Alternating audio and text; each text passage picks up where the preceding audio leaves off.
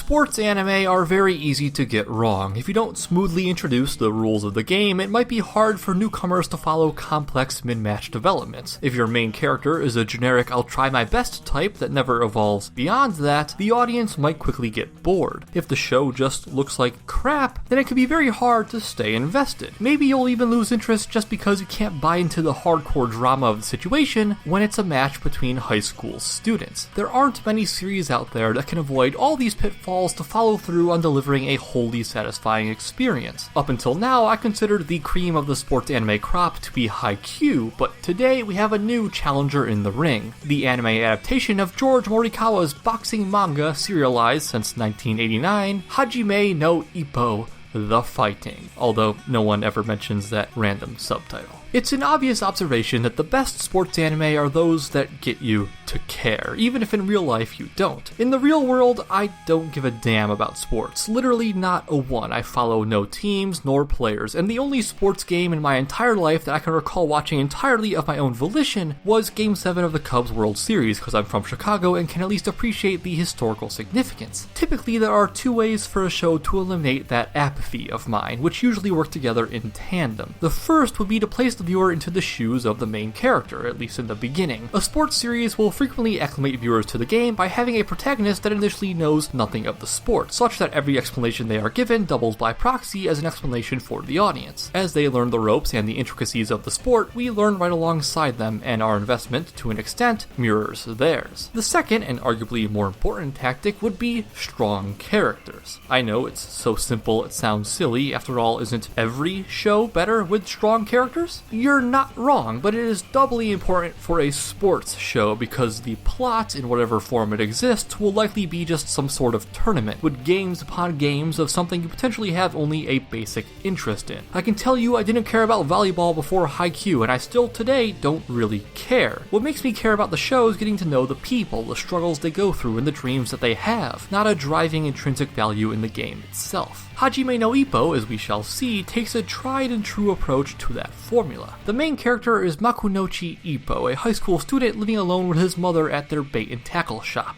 Ippo is, to put it nicely, a traditional protagonist, characterized by his kind, forgiving demeanor and endlessly helpful attitude. This leads to him also being somewhat shy and awkward, so he almost daily falls prey to the local school bullies. After one day being saved from his fate by a passing boxer, Ippo is entranced by the man's strength and, tired of being pushed around, sets his sights on becoming a boxer himself. After this point, Hajime no Ippo immediately sets up what kind of show it's going to be and firmly grounds itself in the realistic end of the sports anime spectrum as opposed to the likes of Kuroko no Basket. Ippo takes to boxing with remarkable grace, but this is because he's introduced to it just like one is actually taught, mastering these simple techniques first, such as jabs and guards, before building up to more complex ones and later personal specialties. With a professional debut as early as episode 10. That ticks off one checkbox. We are with Ippo every step of the way on his training to join the pros, so there's never an issue of failing to understand the game. We only ever know just as much as he does, and depending on the viewer, maybe more. Any problems with suspension of disbelief that a nobody could become a professional boxer in the span of a few episodes are assuaged by the time frame and the setup. The training takes months, not days, and though this could arguably have been communicated better than with a montage, at a point, training is training, and it's better to move on to the next plot point. The other piece of the puzzle is that Ippo has very good reasons for being good at boxing due to his lifestyle. His upper body strength was built up by carrying heavy fishing supplies for years, his lower body strength was solidified by being on a rocking boat all day every day, and he's good at taking punches because of the constant bullying. Kinda sad, that last one, but it ultimately gives him an edge. Although Ippo started with his foot halfway in the door, so to speak, the show hardly sugarcoats the nature of boxing. It's not easy for anyone, even the pros. The training is grueling, the dieting can be absurd. It's not a sport where people can get by on willpower alone. Every successful boxer in the series has to work for it. They have to constantly train and hone their technique, because the alternative is more or less suicide. Ippo as a character is nice and all. He forms his rivalries as he works up the ranks and has his struggle reconciling his peaceful nature with boxing's inherent violence, and taps into his sheer determination in the hour of need as a hero must, but he isn't what kept me going. Ippo was interestingly more of a foil for the characters he meets. While the show is ostensibly the story of Ippo, it's hardly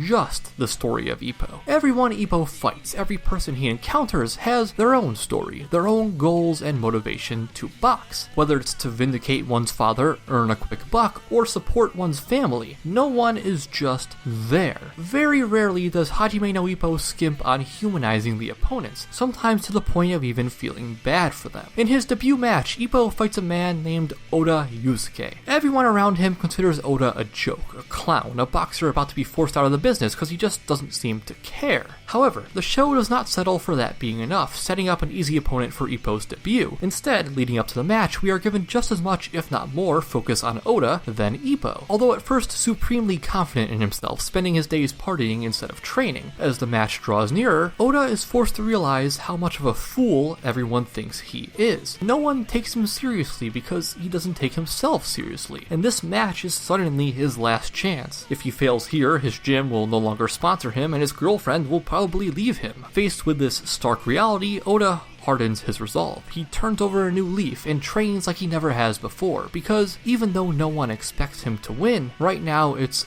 all or nothing. Oda never shows up again after his match with Ippo. His total screen time is dwarfed by almost every other character in the series, but there's no less care given to creating his story, and that is one of the central pillars of Hajime no Ippo's strength. You'll meet all sorts of different opponents, some recurring threats, others appearing merely once. There are friendly ones, confident ones, fearful ones, villainous ones, heroic ones, and when they step in the ring, they're not just boxers, they're culminations of their lives and experiences up to that point. Just like people in this world, no two fights are ever exactly the same. Curiously, this attitude of storytelling only really happens when Ippo is in the ring. When boxers fight Ippo, they usually bounce off his own unremarkable character as an avenue for their personal growth. However, when Ippo's gymmates fight, the opposite occurs. Rather than being a platform for the opposition, their matches are usually a spotlight on themselves, their own path and their own struggle. The simplest explanation for why this is the case is that Ippo has many more matches than his peers since he is the titular character. If every Ippo match showcased only Ippo, then there would quickly be a lack of things to say. But when a character only has a couple matches to their name, you'll want to use that time effectively. While it's mostly the boxers that get their stories told, there are some very notable exceptions, the most notable of them all being Umezawa. Umezawa is the school bully.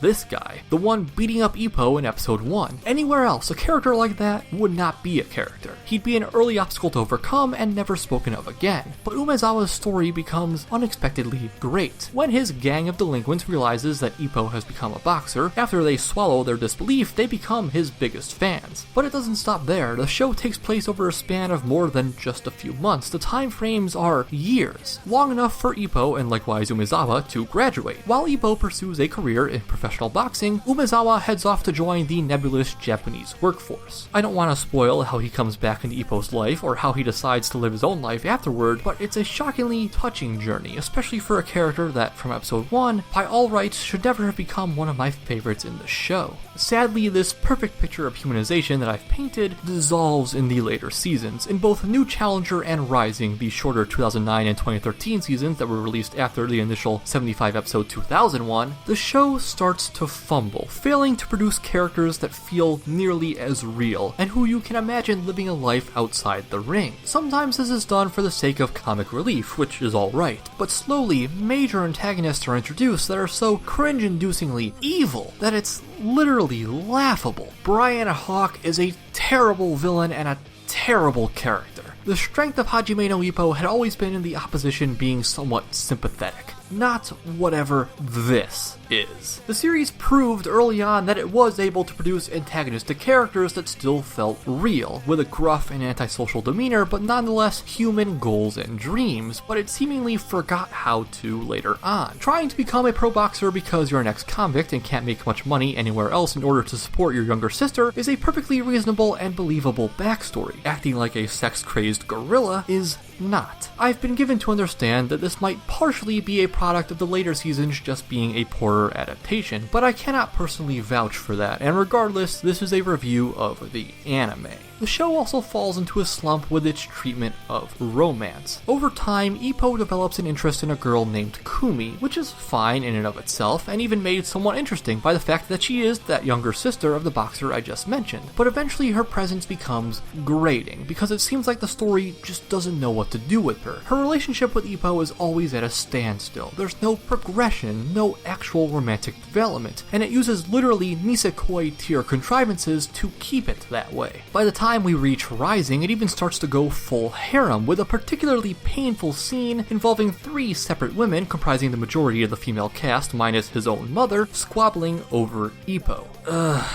Part of me feels like even the animation studio didn't really care for Kumi and her side of the story, because they couldn't be bothered to even cast the same voice actor between any one of the seasons, while the rest of the cast retained theirs. Moving away from the characters specifically, it's a nice change of pace to watch a career sports anime rather than a high school one. But man, I hope you like tournaments. I'm only half joking. The entire notion of boxing is that you keep winning your way to the top until a title match. So the series is basically in always something of a tournament setup, and that's when they aren't literally doing a tournament. As such, there's no denying that the plot is something of an endless loop. Witness the opponent, train for the opponent, beat the opponent, repeat. Thankfully, the pacing keeps things moving. Neither boxing matches nor the training leading up to them ever overstay their welcome, never taking more than 2, maybe 3 episodes tops. Likewise, fights are almost never interrupted by long flashbacks or lengthy cutaways. Once a fight starts, it's a fight to the end. While they aren't always entirely realistic, with a couple of boxers apparently having eaten the gum-gum fruit, and the occasional but noticeable shonen presence of moves infused with killer intent, each match is grounded enough to nonetheless remain gripping, colored with enough heart and tension to make the result seem dicey, even if when you think rationally, the outcome is almost always a foregone conclusion considering the plot structure as a whole, since invariably things would stall if Ippo lost and failed to continue on. Hajime no Ippo's plot can get away with being kinda generic because the animation and sound design work in concert to heighten every beat of the action. On the animation side, aside from some slight recycling of footage here and there, as well as the odd episode that just seemed to be the unfortunate product of a tight schedule, Ippo's first season by and large looks terrific, with very strong but sometimes shockingly subtle bursts of animation sprinkled about. Sure, there are a fair number of impacts that are just spruced up images, but as one would expect, the match climaxes are absolute highlights, with furious coloring and crazy speed lines and motion. They make the big fights feel big, and that's great, but it isn't always so extravagant. In fact, the animation is spread out rather evenly in order for the whole show to be nicely in motion as much as possible. Even offhand movements that maybe didn't need to be well animated, but who am I to complain? Great faces too, the type you just don't get in modern anime, the kind of old school, grotesque, ugly expressions that never fail to elicit at least a grin. You can also get a feel for Ippo's age from its sense of humor, since it's a lot of crass toilet humor. Dick jokes, sex jokes, that stuff like that. Not exactly my cup of tea, but definitely not the sort of thing you see much in anime these days, or at least not so blatantly. There are occasionally less savory signs of the manga's age, like a gay panic joke, but thankfully such occurrences are very few and far between. I wasn't entirely sure what to visually expect when I moved into the more modern seasons after the first, especially because some of the key art I'd seen showcased a seemingly drastic change in style, but this was mere misdirection. In fact, it's almost surreal. Hajime no Ippo's look and designs are faithfully recreated in all iterations of the show. The quality and frequency of movement, on the other hand, is a little dicier over time. I would never say it looks bad, but sometimes the modern seasons lack punch. No pun intended. Lots more freeze frames, as well as a general lack of detail by comparison. Rising is in an interesting position of having higher highs, but lower lows than New Challenger. New Challenger stays consistent, for better or worse, while Rising has both this and this. Plus some hilarious crowd CGI that was thankfully only prevalent in a small handful of shots. I mentioned the sound complementing the animation earlier, and it does. I really like the soundtrack, but don't exactly know how to describe it. It sounds like boxing music should. kind of rocky with a guitar and high energy, and the first season had this awesome Aftermath theme, the first ED that it would play after just about every bout, and I'm really disappointed that the later seasons never once used it. Speaking of the later seasons, unfortunately, New Challenger changes up the musical style, leaning towards more of a dramatic orchestral feel that just doesn't fit in the right way, and I guess the staff eventually felt the same, because Rising goes back to basics and uses tracks from the original, plus of course a handful of new ones, but ones that jive more with the original's vibe than New Challengers. All the openings, by the way, are hype and awesome. I love them all, even the third, which is purely instrumental, and the first two have some pretty good English, which is always good for a laugh. Ending themes wasn't as big on, aside from the aforementioned Aftermath theme, but they weren't awful, more so just forgettable. And with that, I've pretty much said all I wanted to say, but I guess I should probably mention that Hajime no Ippo is at the moment an incomplete adaptation, with several dangling plot threads. However, I feel like if they come this far, at some point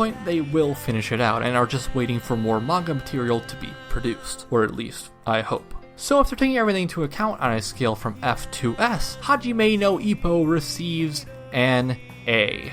There was a case to be made for an S, and if I was grading the first season alone, it would have been an S, but both the animation and the writing start to slide in the later seasons, nowhere near enough to be unwatchable or anything, but enough that I cannot justify my absolute highest recommendation to the series as a whole. Unfortunately, only the third and final season of Hajime no Ippo is currently available for legal streaming from Crunchyroll, and you're on your own when it comes to everything else, but don't let that stop you from checking out season 1, because if nothing else, that season alone is tremendous. And that'll do it.